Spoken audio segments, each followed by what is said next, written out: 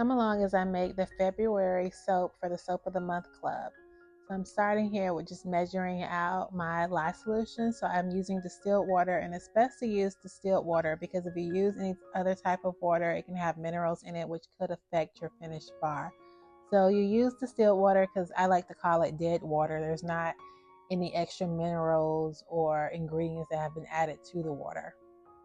When I add the lye into the water, because you can't do it the other way around or you will have a volcano, you have to add the lye to the water and you do it slowly.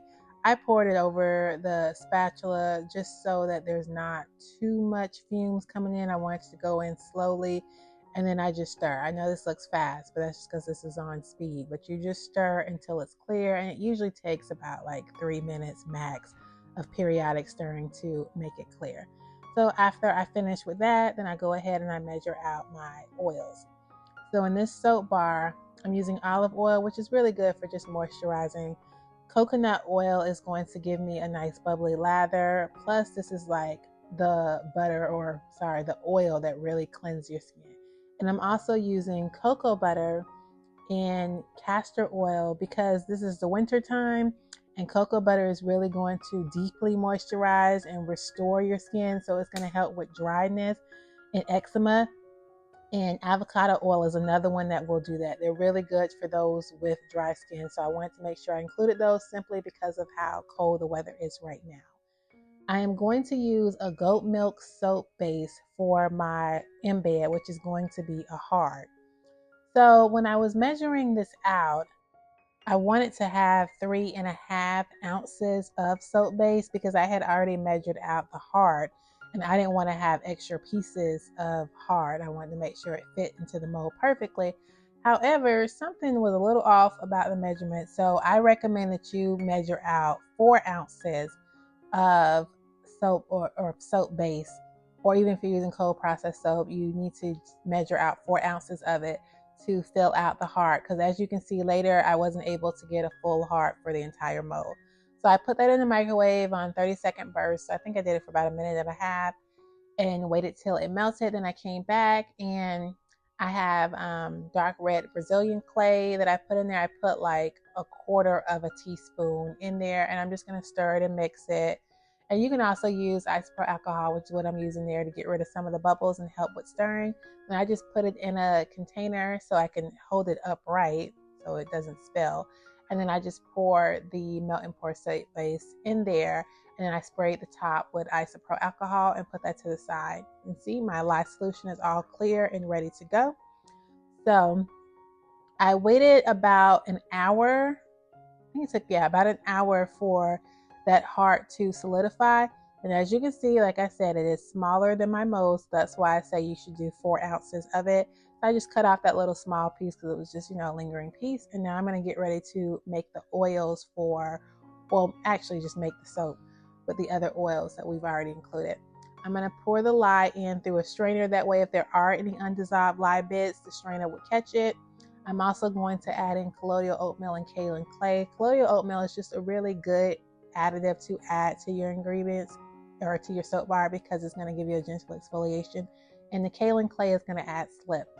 I wanted to make like an envelope, so I decided to just cut the edge of a box so I can kind of make my own like little triangle, even though that does not look like a triangle. In my head, for whatever reason, it looked like it.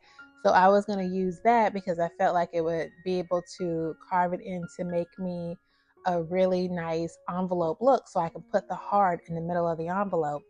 However, as you can see later on, that was not the case. So I made this by just taping the ends. As a cardboard box, and I taped the ends to make sure the soap doesn't stay on the actual device that I made the cardboard, so it'll be easier to use. So now I'm just mixing the soap, and I'm using the stick blender in about 5 to 10-second bursts until it until it reaches trace, which is where you can pull the stick blender up and the top of the soap will trail on top of the soap batter. And that's when you know that it's ready to pour. Also, you can feel it because the soap batter will be thick, almost like pudding. When you move it, it'll like bounce back as if like it's pudding or a little bit of jello. And that's another way of knowing that it's ready to pour. So I'm just going to stick blend until I reach that level of trace that I need. And then I am going to pour it into the soap mold.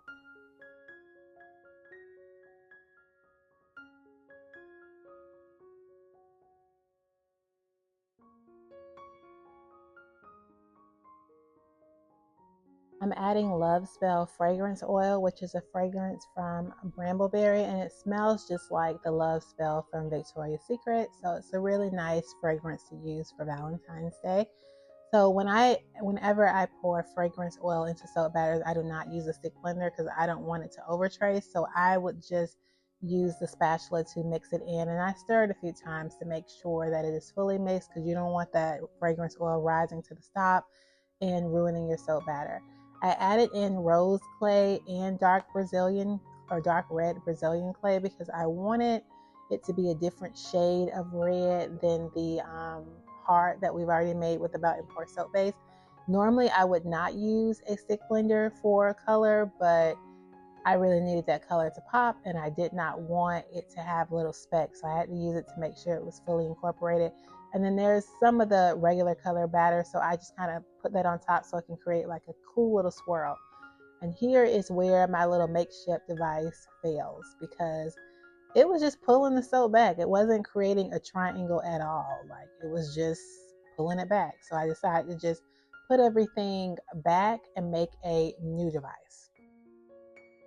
For this new device, I decided to make a real triangle. So I took the same cardboard box that I had before, cut off the other end to make my triangle. And just like I did with the other one, I'm going to put tape all around it. And that's just so the soap batter doesn't stick to the cardboard box. It'll easily slide off if there's tape there. So I just tape up the entire triangle to make sure that there are no spots of cardboard left that are exposed. I just cut off the ends with the scissors.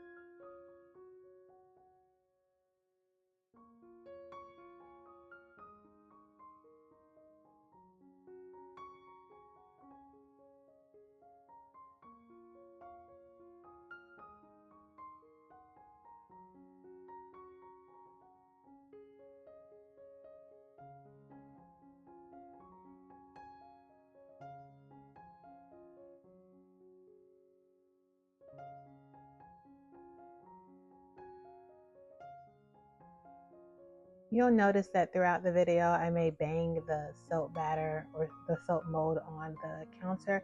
And that's simply to make sure that all the soap goes into the mold and there's no holes, because if you have holes in the soap batter, then it'll create bubbles at the end and holes ultimately in the finished product. And I didn't want that. So I bang on the top to make sure that all the batter is fully touching every spot of the soap mold and that it is not creating any holes or bubbles in the soap.